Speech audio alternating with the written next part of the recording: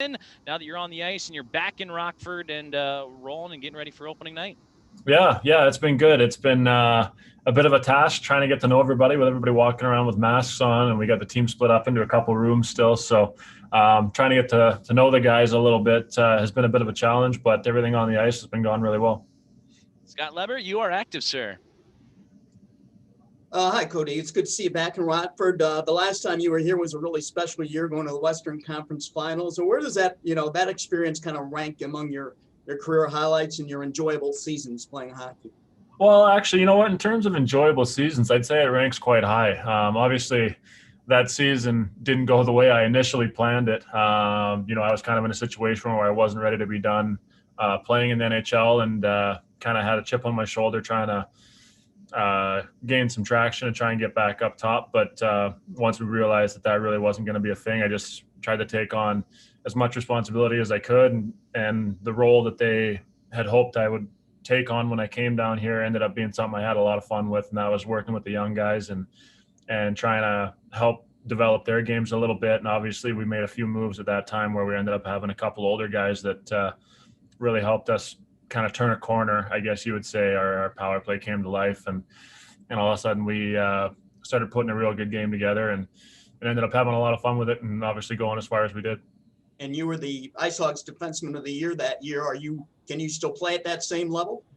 That is my absolute intent. Yeah, I don't know if you can really call yourself a professional if you don't have that type of mindset. You can't just limp into something for the sake of just having a job. I played the last 2 years in the KHL under Bob Hartley, who's not an easy coach to play for. I love playing for Bob, and I take pride in being able to be a successful player for a coach like Bob. He's a demanding person and asks a lot of people. And I've taken those 2 years to kind of, it might sound funny, but try and develop my game. Bob's a very detail-oriented coach, and I think playing for him for 2 years has actually helped me quite a bit. And I'm looking to come in here and try and make it hard on the people upstairs to not want to see me up there a little bit. But I also know my situation and the fact that my job here is to help the young guys develop. And that's the difference from the first time to this time is I know what my situation is going into this year, and I'm just doing everything I can to put myself in a good position, as opposed to starting up top and having everything be a bit of a surprise. Mario, your line is active. Hey, Cody.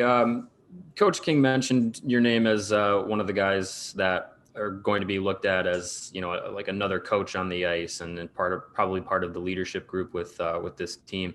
What does it mean to you to have that role, and especially in such a weird season and with a roster that's full of so many young and inexperienced players?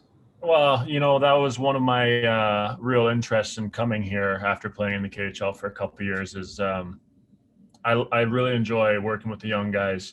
They have a lot of questions, and they really try and use my experiences and take little pieces here and there that they can increment into their game. And even when I was playing junior, my role as a leader there was just to try and make sure the younger guys coming in were comfortable and understanding the systems and trying to teach guys how to play a team game and, all the things that come along with developing into a good pro. And I feel like I've got a real good grasp on that, and I'm really comfortable in this type of situation. And coaching is something I'm interested for when my career does come to an end. So this is a great opportunity for me to be able to work with Derek like I worked with Collie when he was here, and kind of see what both sides of the door kind of look like. Jay Taft, your line is active. Hey, Cody, do you look at yourself, or has your role kind of adapted into a coach on the ice at all? Is that kind of how you look at yourself right now? Well, I wouldn't say that I look at myself as a coach. I am absolutely a player first and foremost, but I'm happy to try and help instill the details that the coaches are trying to put forward into our group.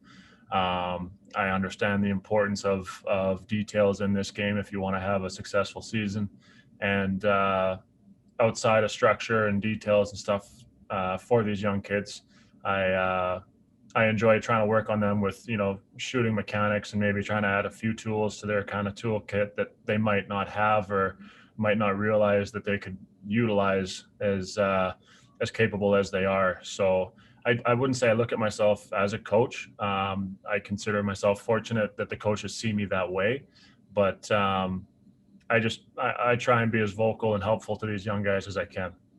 And where does that, with the role that you have now, where does that put your hunger level, if that's a thing? How hungry are you these days to win, to get to the next level, which is often drives you guys? Well, for me, it's very high. I mean, like I've stated before, my NHL career came to an end before I seen it coming. And I don't know what happened there. Sorry, the music turned on in here. We didn't hear it. Sorry. So yeah, my career in the NHL came to an end before I seen it coming. And sorry, turn the music off.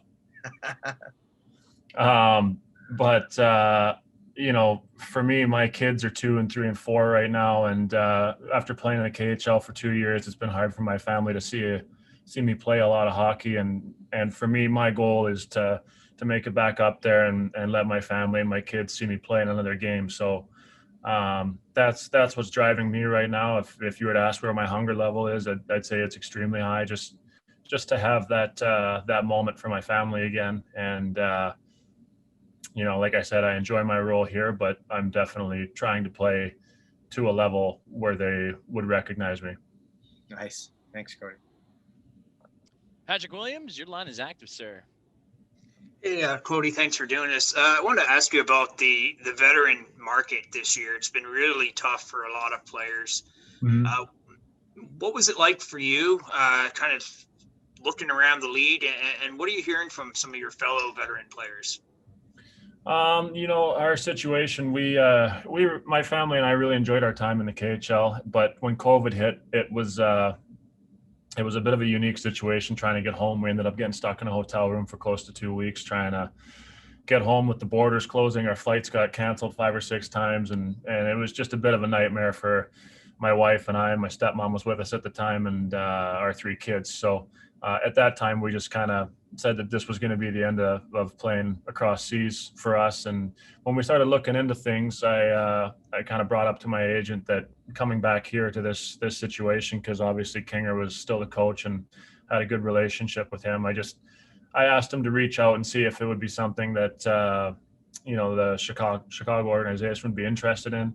I left here with real good relationships with everybody that was a part of it the first time I was here, and it was a really comfortable and strong setting. So it was something that that was kind of one of the first things we looked into, and it seemed like there was some interest there. It took a little while for it to come together, but in all honesty, we really didn't look too many other places. We were one of the fortunate ones where it just happened to knock on a door and the door opened, and like I said, it took a little bit, but we figured it out, and both sides are happy that it worked out this way. And Scott Leber, your line is active.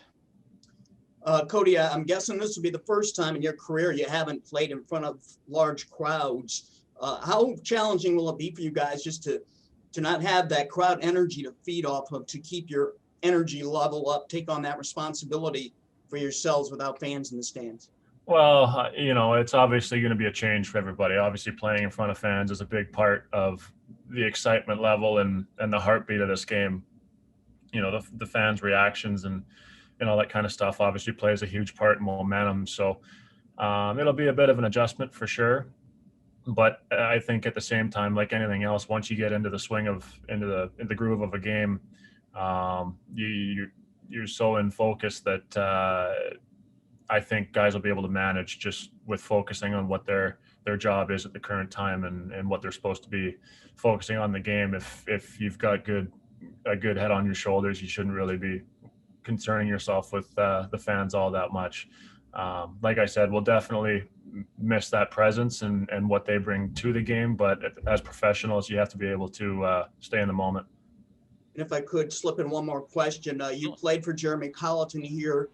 During that time, did you see anything, sense anything that led you to believe, hey, this guy he's destined to be an NHL head coach one day. And lo and behold, it was only a few months later it happened. But did you see anything then that sent you that signal? This guy's got it.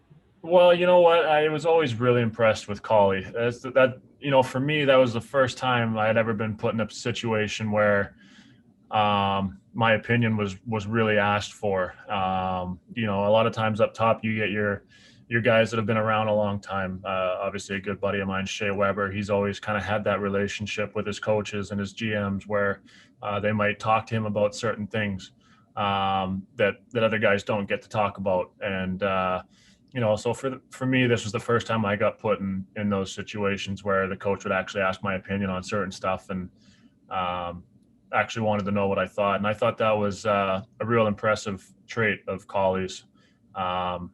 He was always very open-minded. He took into account everything you mentioned in a meeting on what you seen. Maybe you seen something that he wasn't seeing, or he seen something that I wasn't seeing. And it was a really good relationship that we had at that time. We worked really well together, and obviously Brookie and Kinger were here at that time, and Obbs and Anders, everybody was here and a part of everything. So I was always a big fan of Collie. When he got the call to go up, I let Siebes and a couple other guys know that I think they're really going to like this guy. I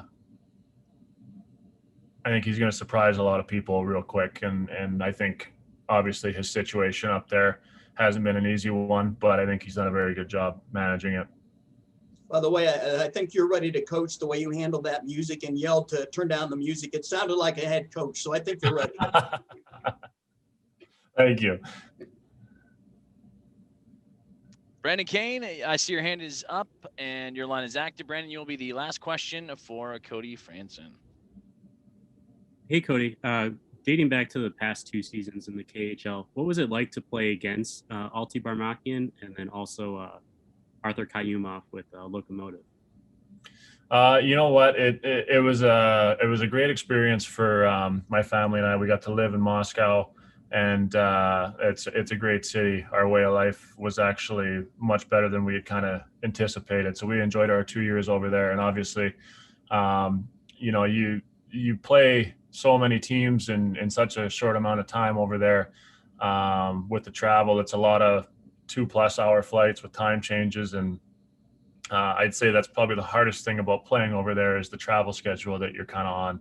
One of the first trips we had, we went from Moscow over to Vladivostok and then down to China, and that flight is 11 hours, and you land at 5.5 gas, get back up, and it's a 10-hour time change, I think. So you go out there and you try to adjust to 10-hour time change and play 3 or 4 games in a week and then come back. So I guess the point I'm trying to make is when you're going through that, you don't really key in on all that many players. You kind of focus on what yourself and your team's doing. Obviously, we played against Sochi a couple times, but with them being a different division, we didn't see them all that much. But Alti's a great player, just, playing against him in practice and stuff. And you can see the skill level that he has. And, like a number of guys over there, there's a lot of very high-end skilled type players over there that you could definitely take note of.